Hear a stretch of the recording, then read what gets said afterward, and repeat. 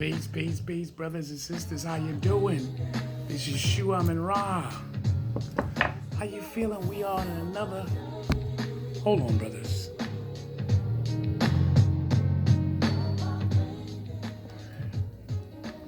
Peace, brothers and sisters. How you doing? We are at another segment of Sex Chronicles, chapter 9, verses 4, part 2. Brothers and sisters, listen here. We're going to dive into it. We're going to get into it. But I will first want you to, let's give a recap. Sex Chronicles chapter 9 verses 4 part 2 is based on married couples. Married couples are that have open relationships and they are swingers. And I showed just a few clips prior, but I want y'all to really see that a lot of black couples really into swinging. These people just want to have sex and want to keep it classy. So let's just jump right into it. Before I get into it and break it down, pay all due respects to the creator, the sun rises, Hotep, Ashe. Let's get into it.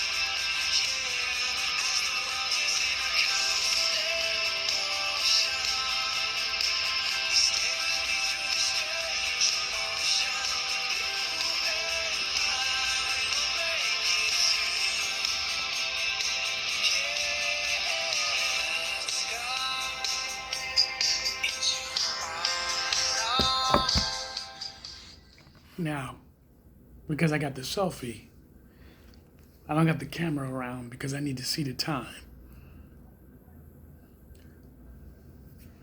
So, you've seen how basically swingers get down.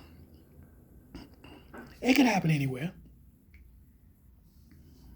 That's just one of the pieces I'm going to show you.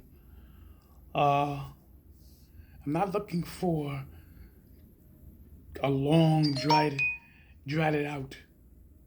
I wanted you to get a good notion. A lot of these are like 5 and 10, 30 minutes, and I don't need all that shit. Black man, white woman, interracial kissing. Okay, we need wife swapping couples at a swingers club. Let's check out this out, brothers and sisters, because a lot of you don't think these things happen. You really don't have a clue. Black women need black men. We need each other. Okay, that's that. Let me go back to the forefront, because then I throw why some black men don't want to share. Okay, our first time at a swingers club.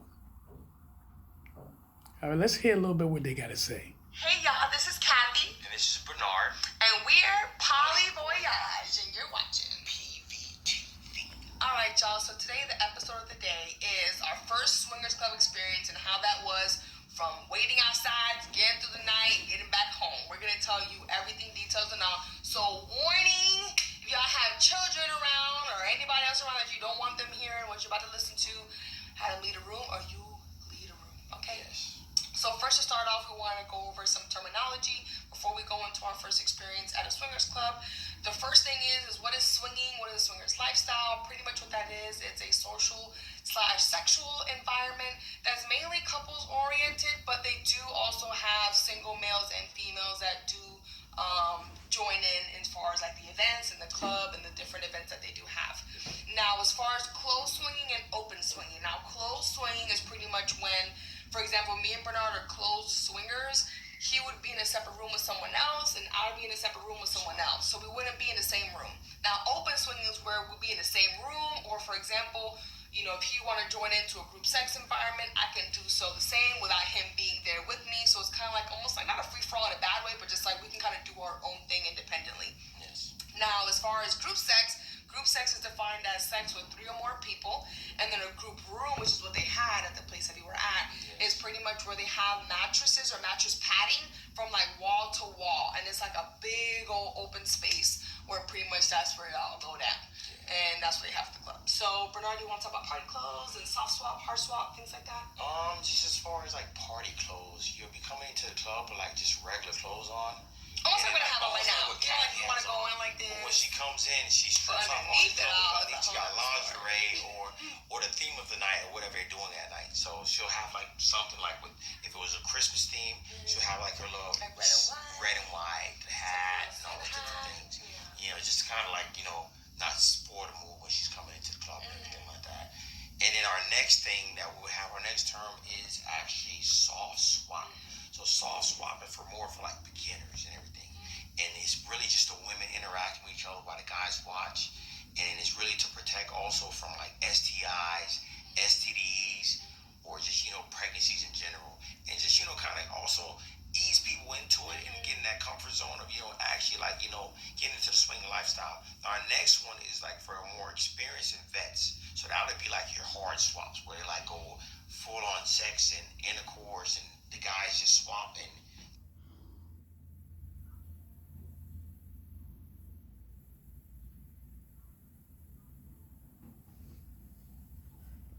hard swap. So whatever you end up finding comfortable that you want to do, of course, within your partner, or as if you're single, whatever you feel comfortable doing. Now, as far as the club goes, so for the club, you have to pay a private membership fee, and then you have to pay a nightly door fee, like if you were going to a regular nightclub. So, for example, for couples, it was like $50 for like a 2-month membership. You can do 6-month membership. They have different variety, but we all end up doing 2-month membership. $50 for 2-month membership, and then the nightly fee for couples for us was like $80. So normally when we go on, we're dishing out a good little grip, but it wasn't too bad. So when we first go in, you wait in line. There's a valet. They park your car. It's free valet. You go in, and it's like a closed door, so you can't really see into the club. It's like a little waiting or lobby area. So they have you register. The one we went. Brothers and sisters, you heard it from the horse's mouth. Now let me explain something to you.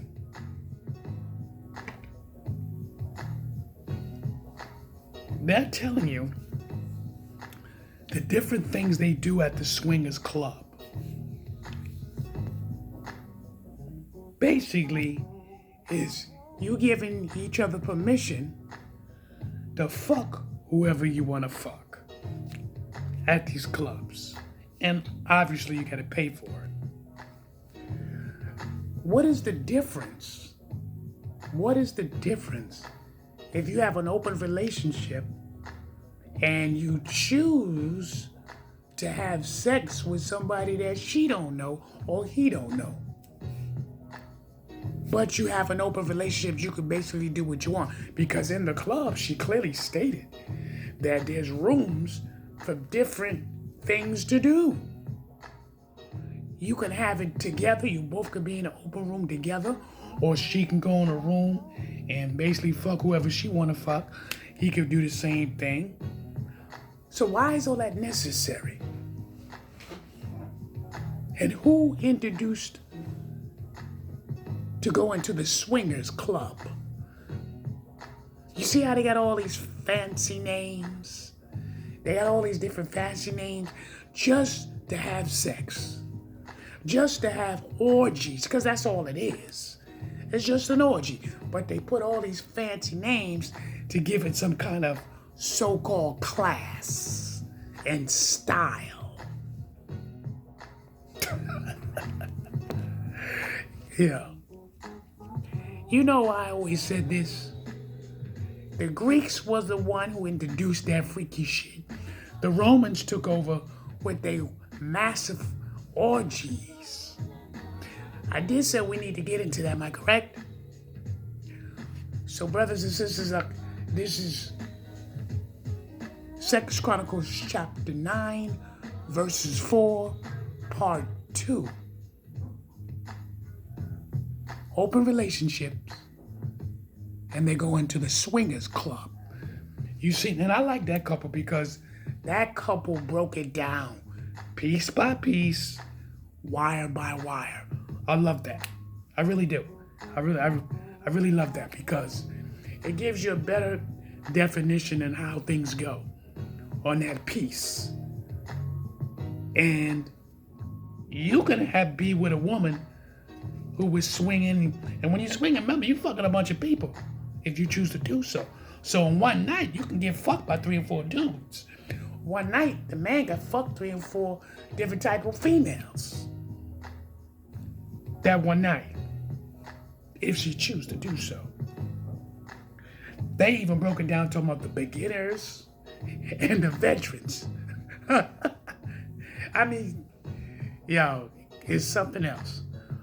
But get back to the point of saying, why do you need to do all that? Now, here's the thing. If they break up, and most likely they will, let's just keep that honest. They'll break up, and then all of a sudden, he or she gets into another relationship. Now, how you going to explain that with somebody who might not want to be, who don't want to join no swingers club? How you going to be able to get that? Because you're not going to just give that up that quickly, especially when you institutionalize, if you will. See, that's the problem with those things. And I've known people for a fact, literally known people who've done that, and the relationship lasted for a while, but sorry to tell you, in the long run, there's going to be some pain and suffering. Because if the woman sleeps with women only, because you could do that in a swingers club, but the woman she brings, if they bring that woman home that they met from the swingers club, and her sexual skills are better than hers, but she don't know that. She uses her special skills on her own man. And then all of a sudden she's talking to her man, being extra nice, because maybe y'all hit an agenda like, yo, she let me do all this with him. I might as well just step in here and grab this man for myself. Real talk. A lot of things can happen. You could do swingers club for a couple of years. Some people have got 10 years, but you ever look at these people that have been here for a long time? It almost look like their souls have been stripped from them. Like their souls has been stripped. But let me get back into it. I want y'all to listen to more. I want you to hear more. Let's get back into it, brothers and sisters.